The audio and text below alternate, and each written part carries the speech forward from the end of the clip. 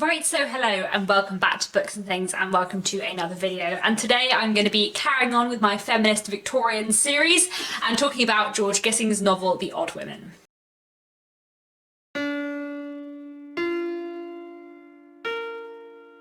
So if you don't know, in my Feminist Victorians series, I look at Victorian novels which look really interestingly at gender and which have some kind of feminist or proto-feminist agenda within them and have some really interesting things to say about the position of women within Victorian society. So I've made two of these videos before, one on Dombey and Son by Charles Dickens and one on Hester by Margaret Oliphant. I will link those videos down below, and today I'm going to be talking about The Odd Women by George Gissing.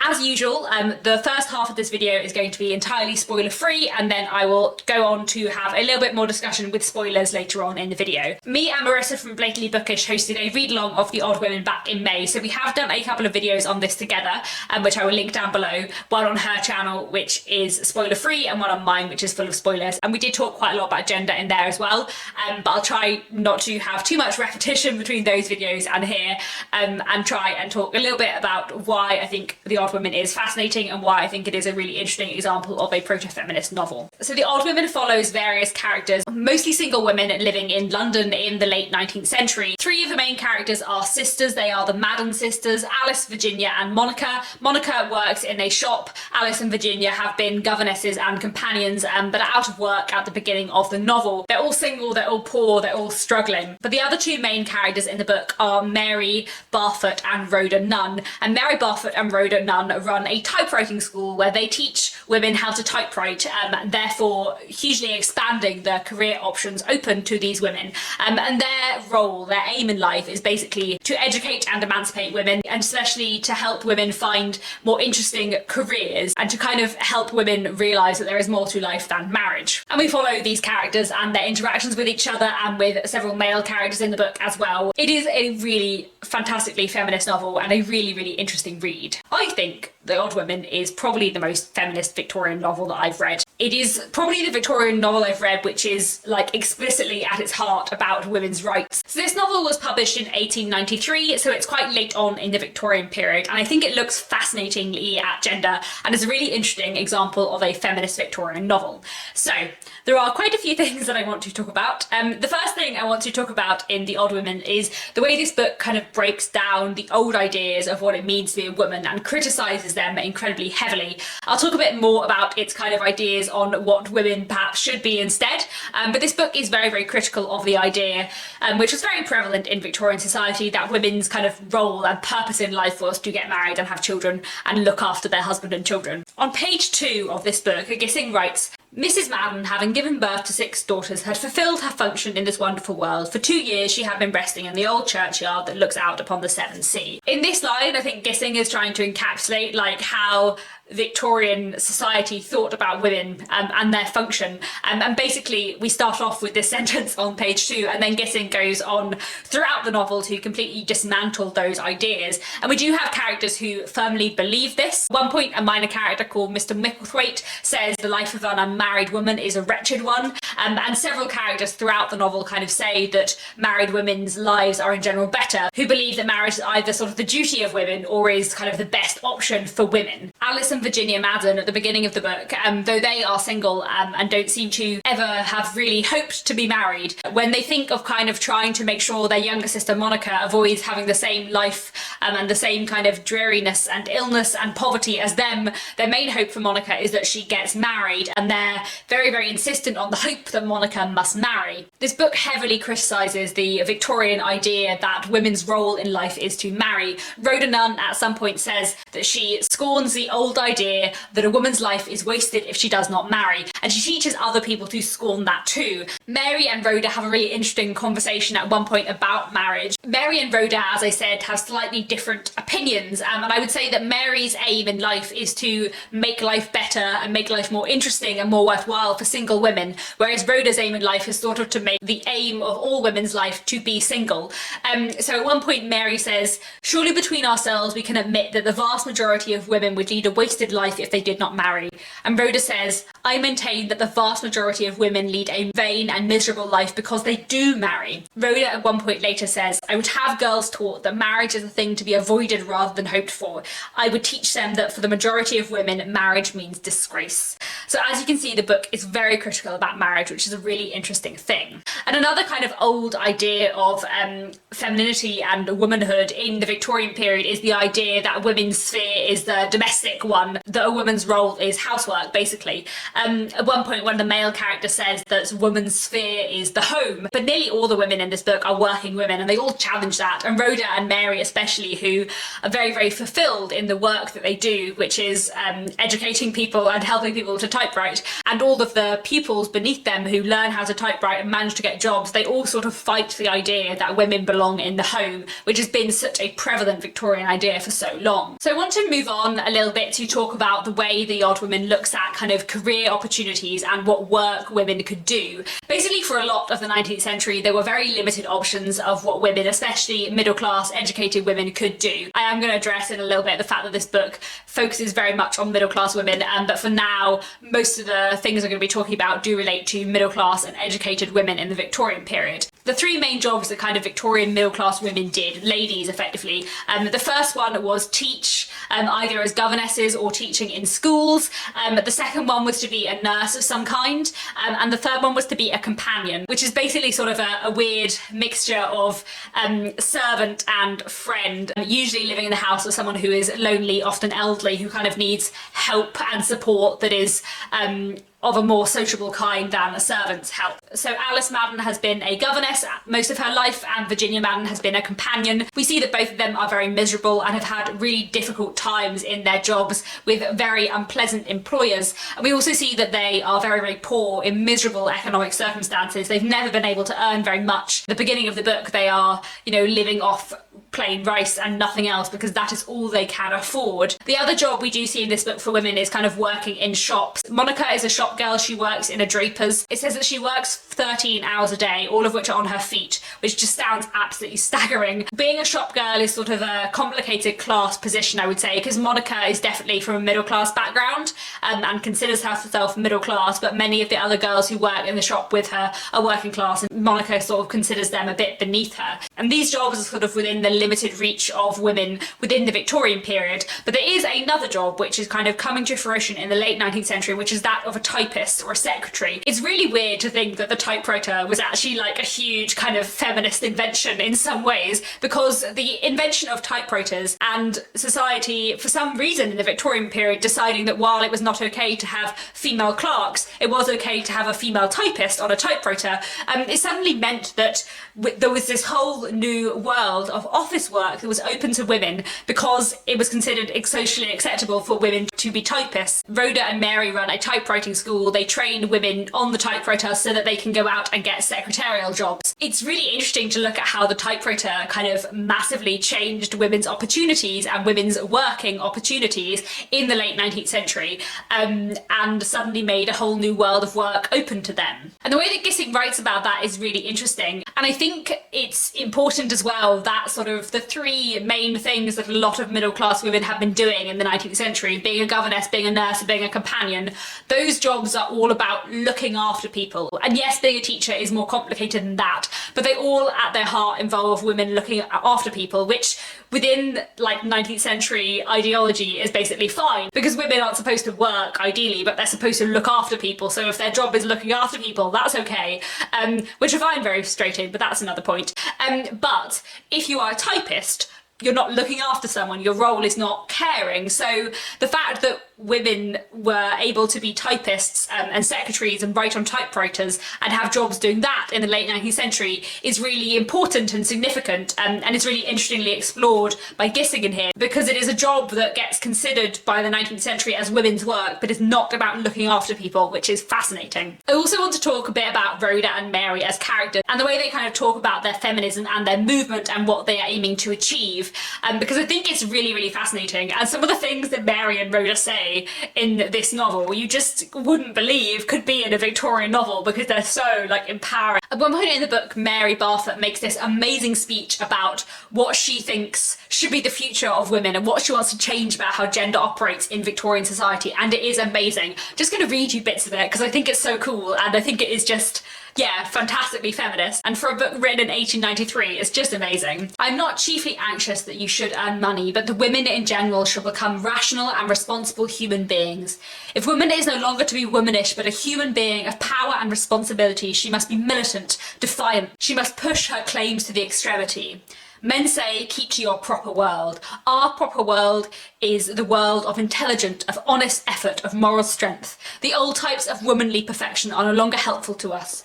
I don't care whether we crowd men or not. I don't care what results if only women are made strong and self-reliant and nobly independent. We are educating ourselves. There must be a new type of women, active in every sphere of life, a new worker out in the world, a new ruler in the home. Whether woman is the equal of man, I neither know nor care. That has nothing to do with it. Enough for us to know that our natural growth has been stunted. At any cost, we will free ourselves from the heritage of weakness and contempt. Oh, it's so good. There are some other really interesting things I think that Rhoda says throughout the book. Rhoda is in some ways a bit more extreme than Mary, and some of the things she says are more shocking. There's one point where she says, I wish girls fell down and died of hunger in the streets instead of creeping into their garrets and the hospitals. I should like to see their dead bodies collected together in some open place for the crowd to stare at. And it's kind of a horrible image, but basically what Rhoda is saying is that female death and female misery in the Victorian period is invisible, and she wants it to happen openly so that people can see how awful life is for women in the Victorian period.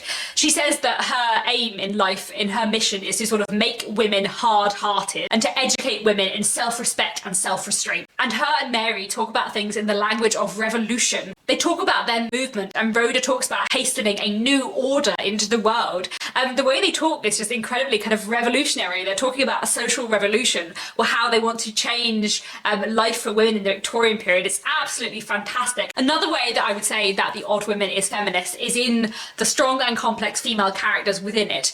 I think it's a really interesting novel for having some very, very different portraits of different women, and for lots of different portraits of different single women who live in different ways.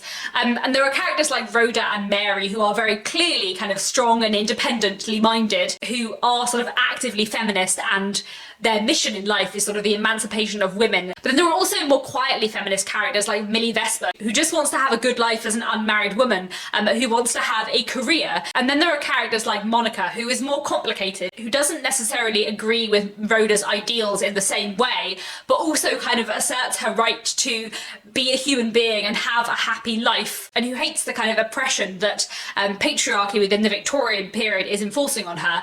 And all of these characters are fascinating. I think it would have been really easy for all of these characters to be kind of types in many ways. I think, you know, Rhoda kind of stands for an ideal in some ways, but she's also an incredibly complicated and nuanced character in her own right, with really complicated feelings. And I think that Gissing gives so many different portraits of different kinds of kind of new women or feminist women is really, really interesting. Before I move on to the spoilery section of this video, I do want to quickly talk about the kind of limitations of the version of feminism within this book. I think the main limitation of Gissing's proto-feminism within this book is to do with class. Most of the female characters in this book are middle class, and Rhoda and Mary's aim in setting up their typewriting school is to help educated women of the middle classes. That is what they're interested in, that is their avowed aim, and they take very little interest in women from the working classes. At one point Alice Madden says, Miss Barfoot hasn't much interest in the lower classes, she wishes to be of use to the daughters of educated people. And at one point a character called Mrs Smallbrook visits Mary and Rhoda, and she criticises them for limiting their education and their work to middle class women. Surely you don't limit your humanity, Miss Barfoot, by the artificial divisions of society. Surely, Miss Nunn, we work for the abolition of all unjust privilege. To us is not a woman a woman? I aim at the solidarity of women. But Rhoda and Mary don't really agree, and their main focus is on helping middle-class women. And I do think this is a limitation of the proto-feminism within The Odd Women. It is very focused on middle-class women and improving the lives of middle-class women. But I do think that's probably a fairly accurate representation of a lot of sort of early feminist movements in the late 19th century. I know there has been quite a lot written about kind of early feminist and suffrage movements and how they were more focused on middle class women than working class women, and how they were often exclusionary to working class women. But I gather that this is kind of fairly accurate, and that a lot of the kind of women's emancipation movements in the late 19th and early 20th century were based around middle class women and focused on middle class women. But it's something I also find really interesting in The Odd Women. So I've read 2 other books by George Gissing, and one of them, The Netherworld, is all about the working class. It's a book about working class life and poverty in London, and there are a lot of both male and female characters in The Netherworld, and I find it interesting that The Odd Women feels dismissive of the working classes because The Netherworld is so not. And because I've read another book by Gissing, I don't feel like Gissing is dismissing working class women. And, you know, I think the fact that Mrs. Smallbrook is there in that one scene to criticise Rhoda and Mary for that is actually quite important. It's not just throwaway comment. I do think that that's there because Gissing is intending to criticise some aspects of, as well as promote most aspects of, kind of early feminist movements. The other thing I will say that I find really interesting in The Netherworld is that The Netherworld as a novel is very, very critical of middle class people trying to help working class people in what in the Victorian period is usually a very kind of paternalistic way, where the middle classes were trying to better the working classes but were basically treating them like children and saying, we know what's best for you. So there is sort of a feeling in The Netherworld that interference in working class lives from the middle classes in the Victorian period was usually negative and patronising.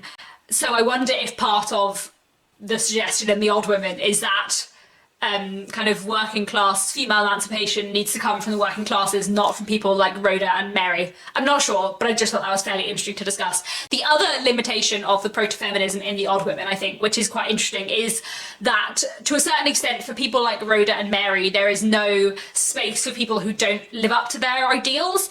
Rhoda and Mary are both quite dismissive of Monica because Monica doesn't feel so strongly about women's emancipation as Rhoda and Mary do. At one point Rhoda says we mustn't look for any kind of heroism in Monica, and therefore she dismisses her. Gissing tells us that Rhoda showed only the faintest interest in Monica's concerns. Monica says to her friend Millie, I'm not like you, I can't be contented with this life. Monica longs for marriage, and Rhoda and Mary are therefore quite dismissive of her, and I think there is a bit of criticism from Gissing at Rhoda and Mary's lack of interest in Monica and their lack of interest in women who don't live up to their ideal. They want to promote emancipation of women, but actually they end up focusing on a particular certain kind of woman who is kind of already open to that emancipation rather than trying to fix kind of bigger social issues as a whole, which again comes back to the fact that Rhoda wants to kind of get rid of marriage or wants to encourage women not to marry rather than to fix marriage as an institution. Because marriage isn't going to go away,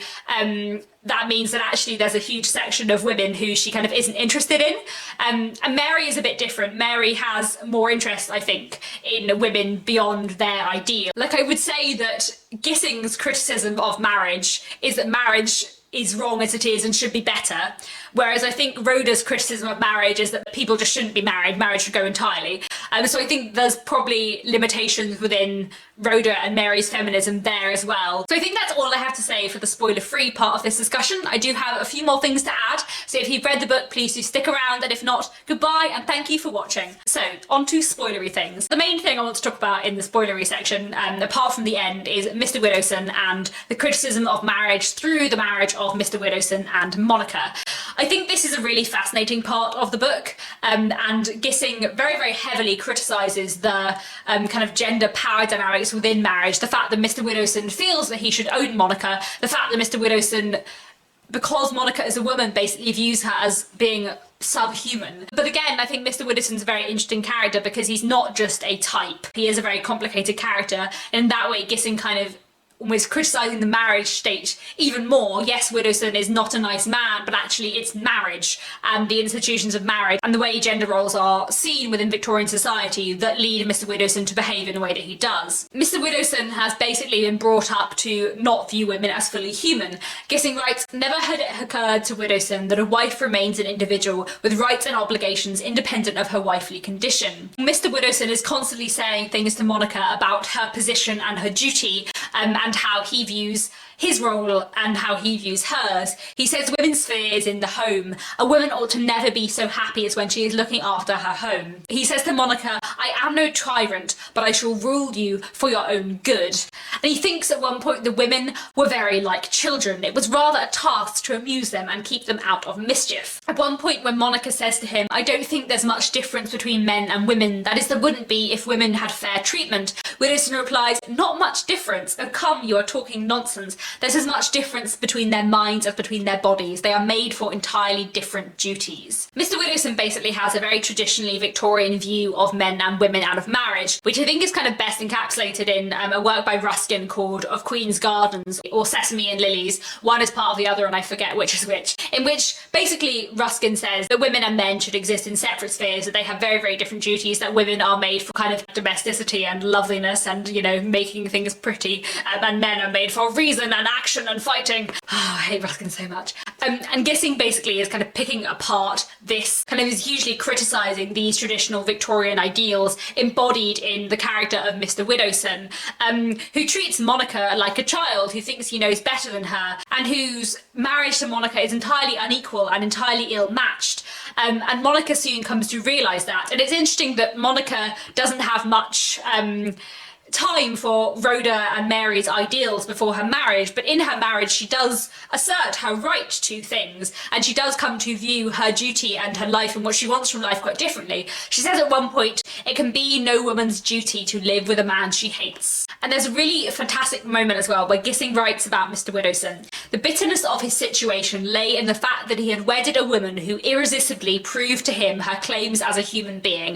I think one of the kind of complications of Mr. Widdowson is that he's basically thought of women as pets, and then he marries a woman who he knows is human and he realises is human, but he can't get his head around the fact that Monica's a human being with as many rights as him. And the way the book explores that and how Mr. Widdowson reacts to Monica because of that, how miserable he becomes, and also how violent and possessive he becomes because he has viewed women as property. As far as he's concerned, he does own Monica, but Monica asserts in everything she does that no one has any right to own her but herself, and Mr. Widdowson just can't cope with that, which I think is really, really fascinating. And I think the way Gissing criticises the marriage through the marriage of Mr. Widdowson and Monica is really, really interesting. Another thing I want to talk a little bit about to do with the end is Rhoda and Everard's relationship. I've realised I haven't spoken about Everard at all in this video. Everard is obviously a very interesting character, and him and Rhoda have a very interesting relationship, and I think the fact that they don't marry at the end is incredibly important to the feminism of this book. You know, this is a book which doesn't end with happy marriage at all. In fact, it ends with happy single women altogether, and also Monica's death. We'll talk about that in a minute. I think it's really important to the feminist message of the novel that Rhoda does not marry Everard, because the kind of point of Rhoda's life has been to prove that women don't need to marry, and then she comes very close to thinking that actually maybe she would like to marry because she does in some way fall in love with Everard. But of course she doesn't marry him because there is some suggestion that he's mixed up with Monica, which in fact he isn't. But even when Rhoda knows that he isn't, Rhoda realises that that would be the wrong path in life for her. She says to Everard when they meet after this has all happened, that an unlucky chance prevented them from marrying. The unlucky chance being the letter Mary sent to do with Monica. But then Rhoda adds, or a lucky one. And I think we as readers do know that it was a lucky chance, and that Rhoda has kind of escaped marriage to a man who she would not have been really happy with. Even before that letter came, we're told that neither of them are content when they end up getting engaged. Rhoda says later in the book that she shall never marry, and I think that is right, and in many ways kind of Rhoda having a full and happy life without Everard, and having kind of had that sort of romantic adventure and afterwards being like, no, that's not the life I want, I don't want to be married, actually is incredibly important to the feminist message of this novel. Another thing I like about the very ending is that Alice and Virginia kind of get some kind of happy feminist ending too. Virginia is going to go to rehab and hopefully get over her alcoholism, and her and Alice together are going to open a school to educate girls. They're looking after Monica's child, who they're going to raise as their own, and they're going to continue to be good friends with Rhoda. Meanwhile, Rhoda and Mary's typewriting school is continuing to expand, and so in many ways we have this sort of happy ending of single women all kind of achieving good things and also raising a new generation of women. Alice says to Rhoda in the last page of the book, as soon as baby can walk, we are going to think very seriously about the school. You remember, the school. You will really make the attempt. It would be so good for both of us. Why look, she added laughingly, here is one people growing for us. Make a brave woman of her, said Rhoda kindly. We will try. Ah, we will try. I think this is a really important moment. It's very significant to the book that Monica's child is a girl, and that this girl is going to be raised by women. She's going to be raised by Alice, and she's going to be raised by Virginia, and maybe in part by their friend Rhoda. And this woman is going to grow up to be a new woman who is going, hopefully, into a better world. You know, a few lines down, Rhoda says, the world is moving, and we do get the sense at the end of the novel that hopefully Monica's child is going to grow up in a better world for women than Monica did. However, I do think that the hope is tempered at the end of the novel by the last few words of the book. Rhoda is carrying Monica's baby. As the baby sank into sleep, Rhoda's vision grew dim. A sigh made her lips quiver, and once more she murmured, poor little child. That this book ends with a sigh and poor little child, I think is very important, in that we get the sense that yes, hopefully the world's going to be better for women, but it's still going to be really tough, and it's still going to be tricky for this girl because the world is hard for women and it is going to be difficult. The other thing I wanted to come back to before I finish is the limitations of the proto-feminism within Gissing's The Odd Women. I already mentioned a bit about how Rhoda and Mary's version of feminism is quite exclusionary of women like Monica who want to get married. There are lots of different ways that you can read Monica's death. Me and Marissa talked about this a bit in the video we did together as well. You can read Monica's death as kind of there weren't happy endings for women in difficult marriages in the Victorian period. This is realistic. But then I think you can also read Monica's death as like Monica sort of being punished for marrying in some ways and being punished for not living the same life and not trying to live the same life as Rhoda and Mary. In a way, I feel like Monica dies because she doesn't fit into either ideal. She isn't a kind of new woman like Rhoda and Mary are, and like Alice and Virginia could become, and she's not a traditional angel in the house figure, and there's sort of no space for women in between that within this late Victorian period. Women like Monica who want more rights but still maybe want a more conventional life. And I think in some ways Monica dies and has to die within the narrative because she doesn't fit into either camp. And I think that is a thing that I find difficult about this novel, is that there aren't sort of more routes for women, I suppose. There aren't more possibilities. So I feel like Monica's death is a very complicated thing and has a very complicated role in the novel. So I think that's all I wanted to say. In conclusion, I think The Odd Women is possibly the most feminist or proto-feminist Victorian novel that I've read. It's definitely the one that is most about feminism, I suppose, or proto-feminism. I forget when the term came into use, and I think the term was probably just about in use by The Odd Women, but not very much so. So I think it would have been thought of as women's emancipation more than as feminism, but I feel like it's the most easy word to use, you know what I mean? I won't go on about that. I feel like The Odd Women is an incredibly feminist novel, and though there are some limitations to the feminism within it, I think that makes sense for the time that it was published, and it is still rather ahead of its time and a really, really fascinating Victorian read. I think The Odd Women is just a really wonderful novel about women demanding and claiming intelligence and decent lives, and about what single women could do and couldn't do within the Victorian period. I think it's just a truly amazing novel and so fascinating. So yeah, that's all for today. Thank you very much for watching. Hopefully if you're here and you've watched all the spoilers, you've read it, so let me know down in the comments what you thought. And that's it for now. I think my next Feminist Victorians video is going to be on Jill by Amy Dillon, which I read recently and was fascinating, so look out for that in the future. And that's all for now. Thank you so much for watching, and I'll be back very soon with another bookish video.